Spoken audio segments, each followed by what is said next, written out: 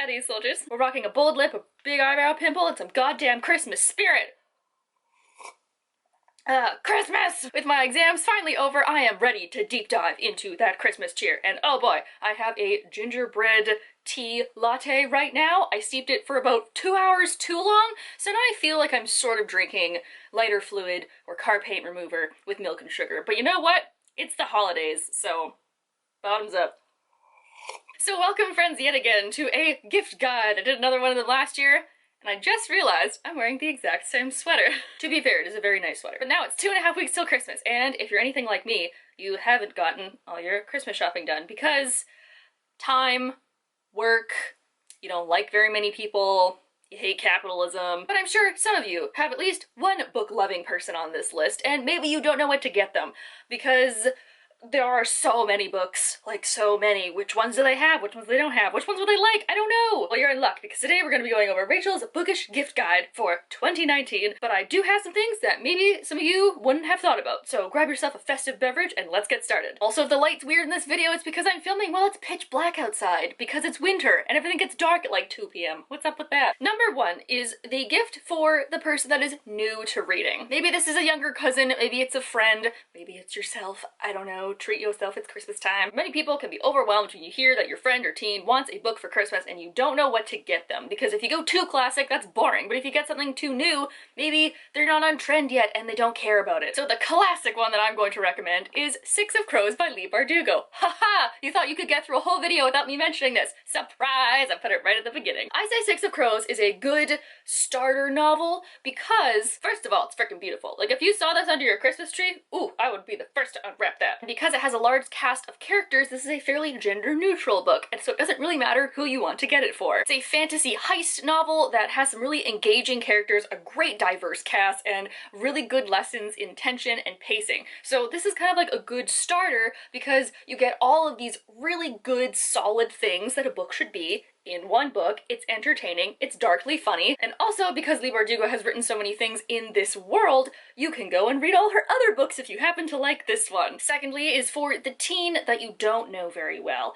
Everybody has that one distant relative that you don't know but you have to get a gift for because for some reason they're coming over this Christmas even though they've never come to a Christmas before. When I used to work at a bookstore, I had so many people come in being like, I need a gift for my, 16-year-old cousin, but I don't really know her, I don't really know what she likes to read, I don't know if she can read, but I need to get her a book, so what do I get her? If you yourself have a scenario like this, I would highly recommend Scythe by Neil Shusterman. We have characters of both genders in here, and we get existential about life and death and morality. It's also darkly funny. It also is sort of sci-fi. It follows the whole AI trend fairly well with an interesting twist. Plus I know that Indigo, which is the biggest Canada-wide bookstore, has just made it a staff pick, like a teen pick for all of their stores and their company.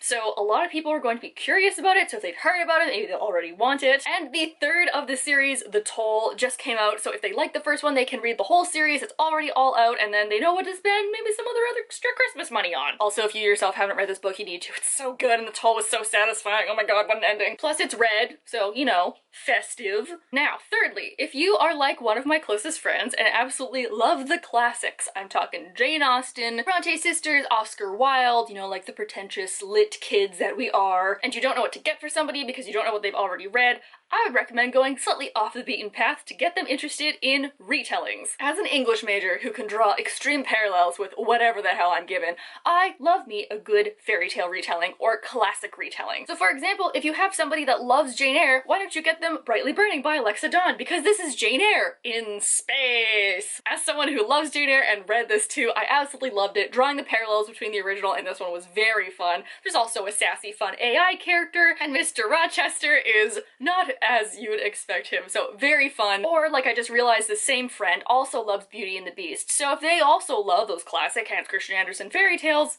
I mean, the clean versions that, don't deal a lot with, death and, getting your eyes plucked out and feet chopped off and all that stuff.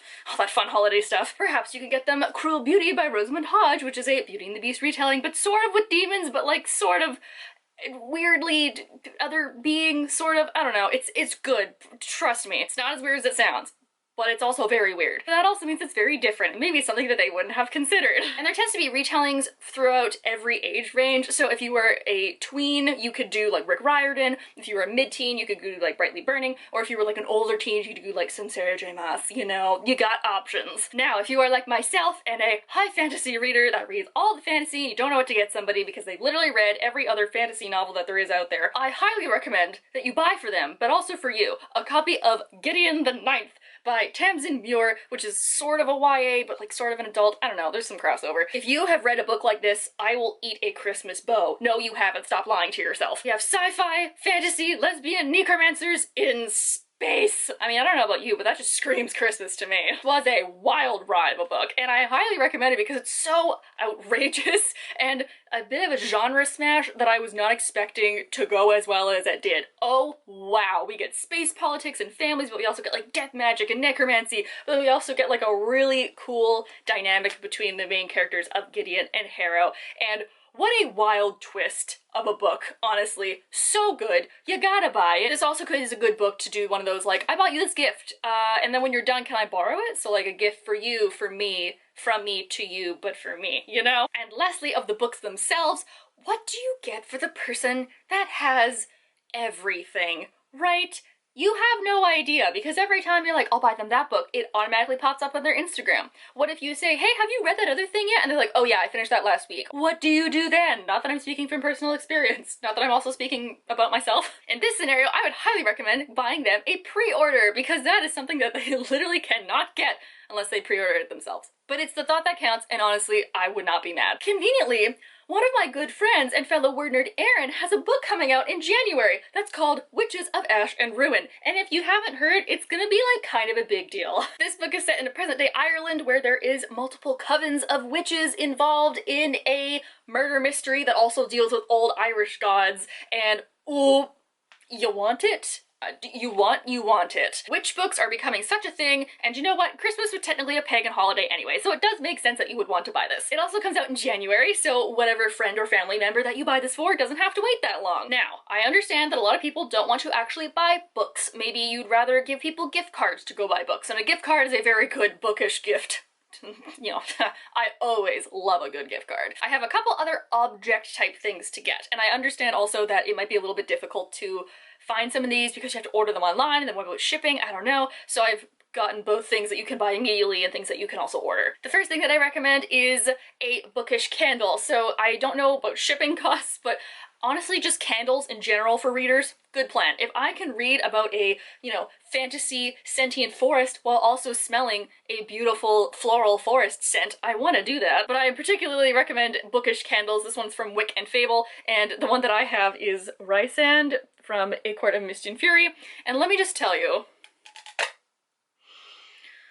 oh my god, it smells like a hot man directly out of the shower, which I suppose Rysand could be. They do have that one steamy bath scene, so I guess this is what he smells like during that. This one is Sea Breeze, Violet, and Jasmine scented, and let me tell you, it is real nice. Like, you can stuff this in my stocking any day. Another great idea is to get some kind of bookish jewelry, and there are plenty of places that make necklaces and rings and anything that you could imagine with that on it. And the one that I have to show off is this beautiful thing. It is my No Mourners, No Funerals ring that I got from Etsy a couple of years ago, and I love it, which is also coincidentally from Six of Crows by Leigh Bardugo, you know, not continuity. Like, there's only so many fandom type things that you can wear, so you want to maximize the fandom. You just get, you know, a bunch of jewelry pieces. An idea that often flies under the radar that is very useful are bookends. I mean, I don't really have a shelf that needs bookends because I've crammed so many of my books into every tiny, minute piece of space that are on my shelves, but if I did. Actually, last year one of my friends did get me some bookends, and they are my little raven bookends, and I love them so much.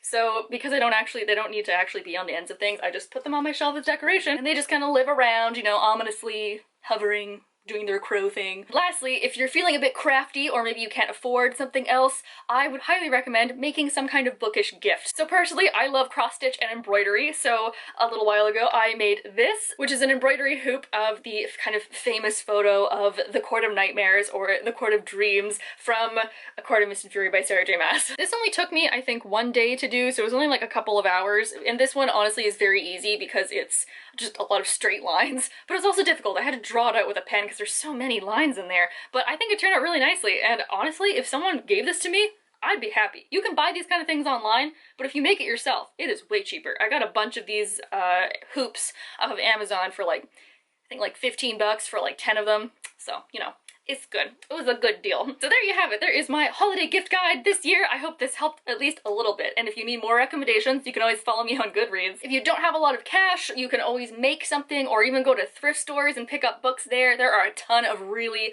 very nice books, brand new books for only a couple of dollars, so I would highly recommend checking that out as well. You know, the holidays in general, the gift-giving holidays of winter are a little bit iffy for some people, but you know what? You guys are always invited to come to Christmas at my house.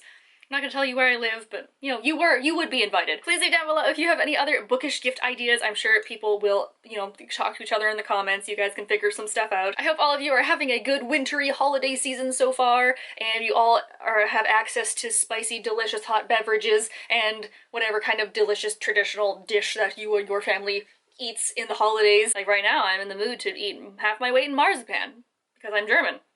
And I think I might just go do that. You know where to click to like the video, you know where to click to subscribe. I hope you guys are having a nice day wherever you are, and I will see you all next week. Bye!